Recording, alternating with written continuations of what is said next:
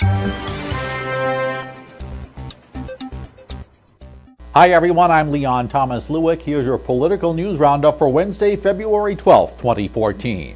Guilty on 20 of 21 counts. That was the verdict today against former New Orleans Mayor Ray Nagin.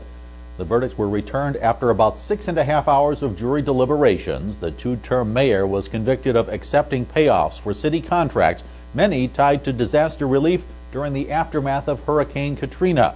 The trial included testimony from a number of businessmen who had already pled guilty to paying bribes to Nagin in return for city contracts.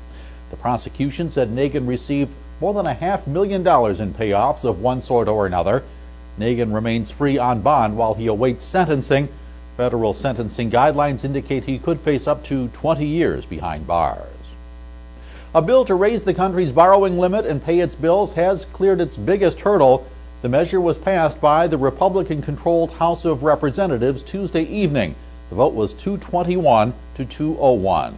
That happened shortly after House Speaker John Boehner dropped his insistence that the increase be accompanied by reductions in spending.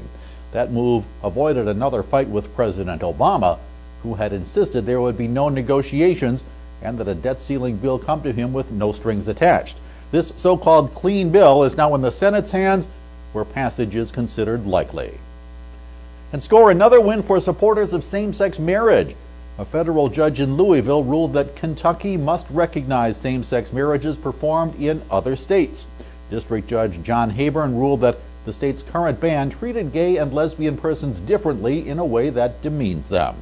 The ban had been part of a state constitutional amendment approved by voters back in 2004. While Kentucky must now recognize out-of-state gay and lesbian marriages, the ruling does not address whether the issue of marriage licenses must be issued to same-sex couples in Kentucky. That's your political news roundup for Wednesday, February 12th, 2014. I'm Leon Thomas Lewick. Stay logged on to rttnews.com for the latest political, economic, and stock market news from around the world all day long.